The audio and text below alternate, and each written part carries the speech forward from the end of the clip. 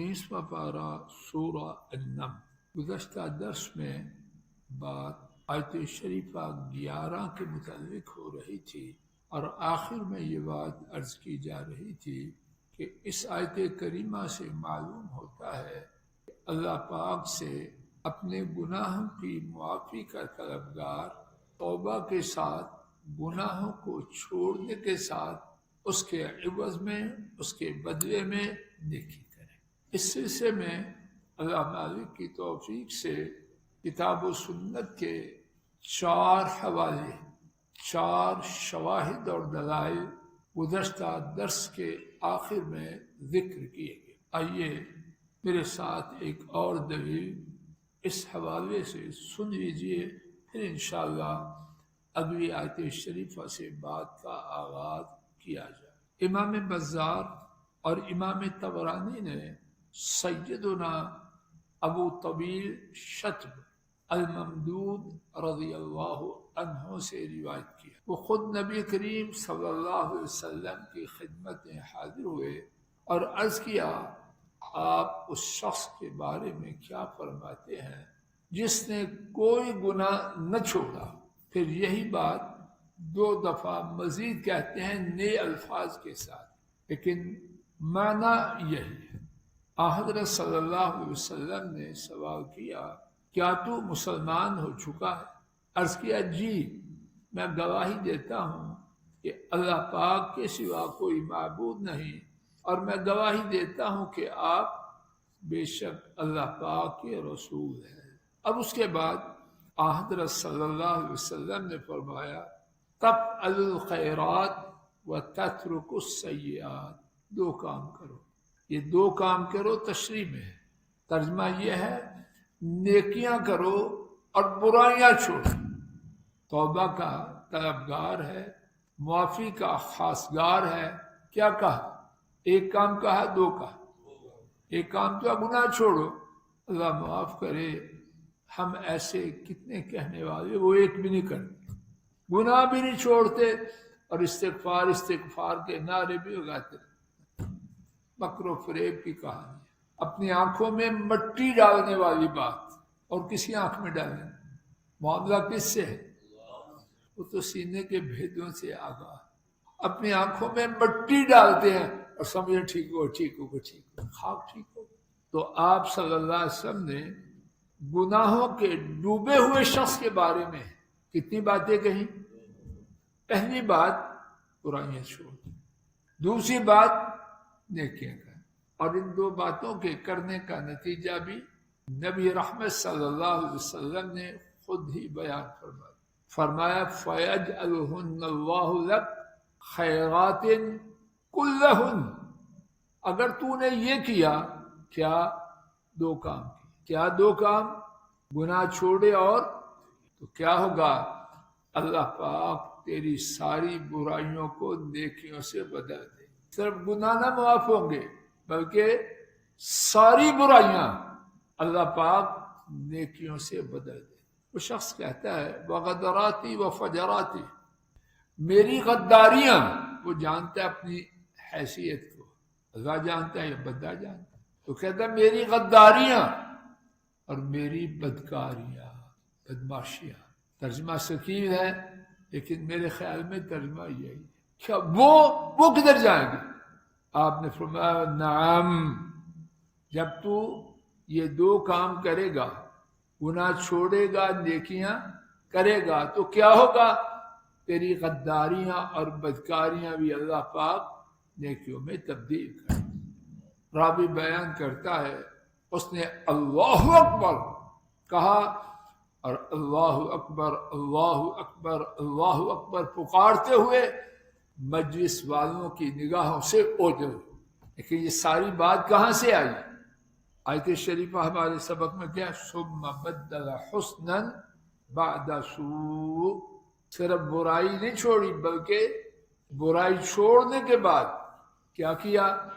اس کے بدلے میں نیکی کر۔ اگلی آیت شریفہ، وَأَدْخِلْ يَدَكَ فِي جَيْبِكَ، وَأَدْخِلْ الفاظ شریفہ کے معنی، اور تو اپنا ہاتھ اپنے گریبان میں داخل کر، تخرج بیضاء، وہ چمکدار نکلے گا، من غیر سوء، بغیر بیماری کے، فی 9 آیات، 9 نشانیوں میں، الی فرعون و قومہ، فرعون کی جانب اور اس کی قوم کی جانب، انہم کانوا، یقیناً وہ تھے، قوماً، ایسی قوم، فاسقین، نافرمان، بامحاورہ ترجمہ، اور اپنے ہاتھ کو اپنے گریبان میں داخل کر، وہ چمکتا ہوا بغیر بیماری کے نکلے گا 9 آیات میں سے، 9 معجزات میں سے، فرعون اور اس کی قوم کی جانب، یقیناً وہ ہمیشہ سے تھے نافرمان لوگ۔ اس آیت کریمہ میں کیا کچھ ہے اللہ تعالیٰ ہی بہتر جانے۔ گزشتہ سبق میں ہم نے یہ بات اللہ کی توفیق سے پڑھی کہ اللہ پاک نے موسیٰ علیہ السلام کو ایک مشن میں بھیجا، خالی ہاتھ بھیجا، جاؤ اللہ کے توکل پر، خالی ہاتھ بھیجا، بہت کچھ دے کے بھیجا، نصیحتیں بھی کی، ذکر الہی میں کوتاہی نہیں کرنا، نصیحتیں بھی کی اور وسائل بھی دیے، اور انہی وسائل میں سے معجزات، چھڑی کا معجزہ، اب دوسرا معجزہ ہاتھ، اور یہاں گزشتہ سبق میں چھڑی کے حوالے سے بات کرتے ہوئے عرض کیا گیا، دوبارہ دہراتا ہوں، ہاتھ کے معجزے کے حوالے سے بات کرتے ہوئے رب العالمین جو کن کہہ کے سب کچھ کر سکتے ہیں، انما امرہ اذا اراد شیئا ان یقول لہ، ان کا حکم یہ ہے کن کہیں تو ہو جاتا ہے۔ تو کیا انہوں نے اپنے کن کا معاملہ کیا یا موسیٰ علیہ السلام کو تیاری کروائی اور تیار کرا کر بھیجا؟ کس طرح بھیجا؟ تو میں آپ خالی منہ آ جائیں یہ بات نہ مناسب، اگر کچھ کرنا ہے تو اس کے لیے کتنی تیاری کرنی ہے اپنی طاقت کے مطابق۔ اللہ والی تیاری کروا سکتا ہے؟ اللہ والی تیاری کو پابندی نہیں، ہر ایک پابند ہے کتنی تیاری کا، کتنی طاقت، لیکن بغیر تیاری کے جانا اپنے آپ کو ملامت کرنا چاہیے۔ جب اللہ پاک تیاری کروا کے بھیج رہے ہیں تو میں آپ ہماری حیثیت کیا ہے سوائے حماقت کے، اس کا اور کیا نام رکھے، میرے پاس تو کوئی نام۔ ایک اور بات، اپنے ہاتھ کو اپنے گریبان میں داخل کرو، وہ چمکتا ہوا نکلے گا، من غیر سوء، بغیر بیماری۔ نوٹ فرمانا، یہودی کس کو نبی ماننے کا دعویٰ کرتے ہیں؟ موسیٰ علیہ السلام۔ عیسائی حضرت عیسیٰ علیہ السلام کو، اور یہودی وہ کہتے ان کا نبی کون؟ باقی کئی انبیاء کو مانتے ہیں، لیکن جس طرح ہمارے محمد صلی اللہ علیہ وسلم، ان کے نبی کون ہیں؟ بولو نا۔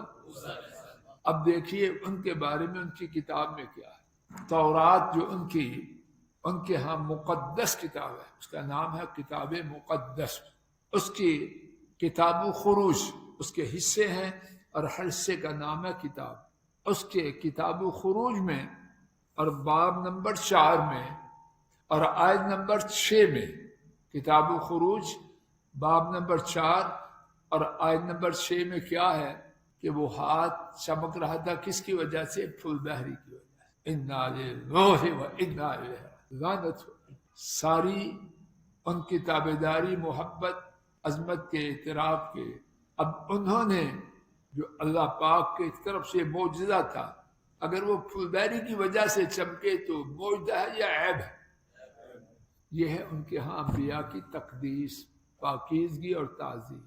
بدنصیب لوگ اسلام پر دھبا لگاتے ہیں کہ یہ مذہب دہشت گردی کا مذہب۔ کون سا دہشت گردی کا؟ جن بدبختوں نے اپنے نبی کو نہیں چھوڑا، اس کے معجزے کو بیماری میں تبدیل کر دیا، اور بیماری بھی ایسی کہ عام طور پر اس سے لوگ کراہت کرتے ہیں، پسند کرتے ہیں، یہ کراہت کرتے ہیں۔ رشتہ ہو، اگر کسی کے ہاتھ، اللہ سب کو شفا دے، اللہ سب کو شفا دے، کسی کی توہین مقصود نہیں، تو پھول بہری کو ایک میرٹ سمجھتے ہیں، ایک ڈی میرٹ سمجھتے ہیں، تو وہ اللہ کے نبی کو دے رہے۔ اور قرآن کریم کیا کہہ رہا ہے؟ من غیر سوء۔ موسیٰ علیہ السلام کا احترام قرآن کرتا ہے، یہ تورات کرتا ہے۔ تو تو سلامتی والا مذہب اسلام ہے یا یہودیت؟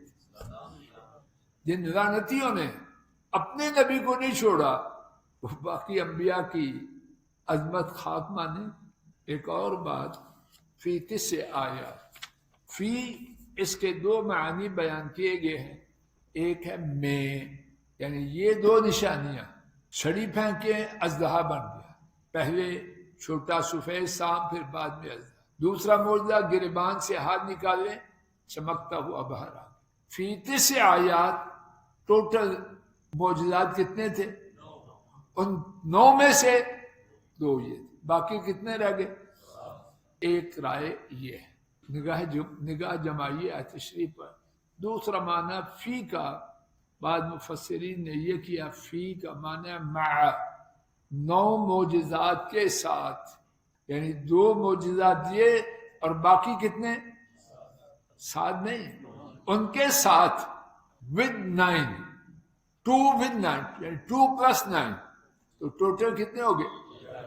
یعنی 2 رائے ہیں۔ ایک یہ ہے کہ ان 2 معجزات کے سمیت کل معجزات کتنے تھے، اور دوسری رائے 9 تھے۔ ان 9 کا ذکر سورہ الاعراف کی 4 آیات میں کیا گیا ہے۔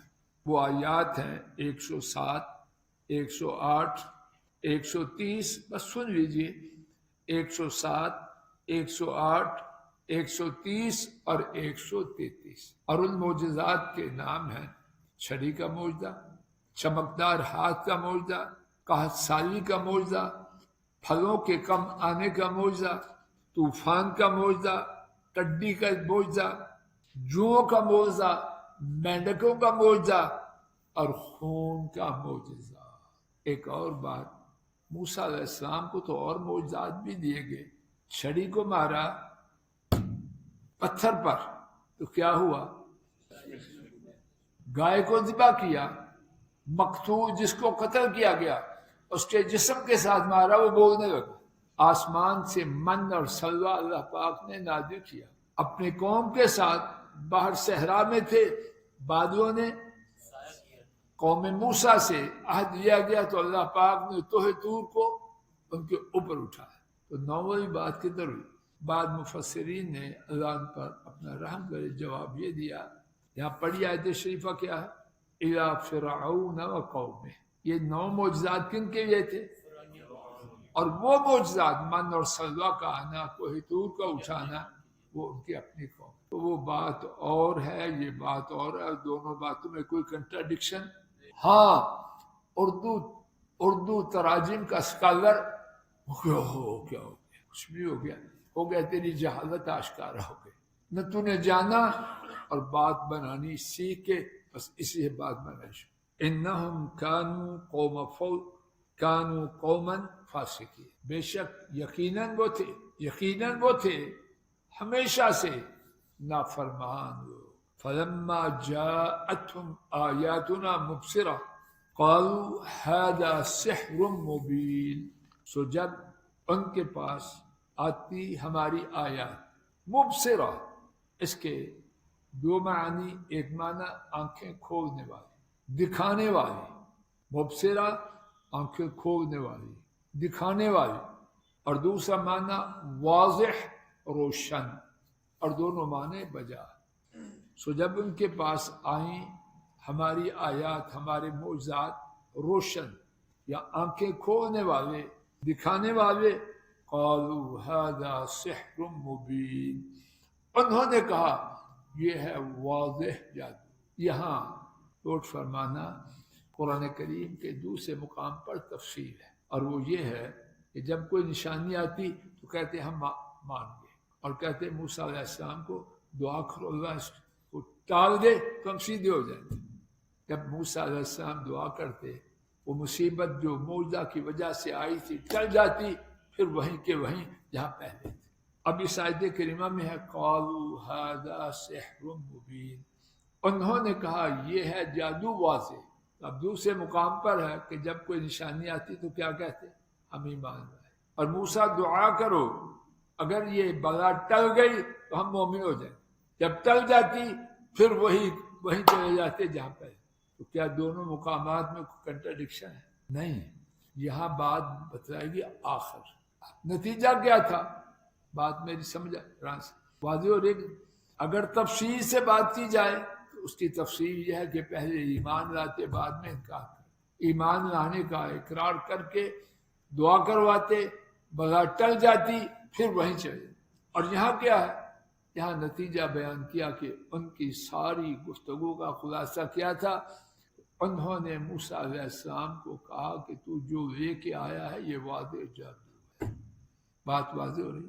وَجَاهَدُوا بِهَا وَاسْتَيْقَنَتْهَا أَنفُسُهُمْ ظُلْمًا وَعُلُوًّا فَانظُرْ كَيْفَ كَانَ عَاقِبَةُ الْمُفْسِدِينَ۔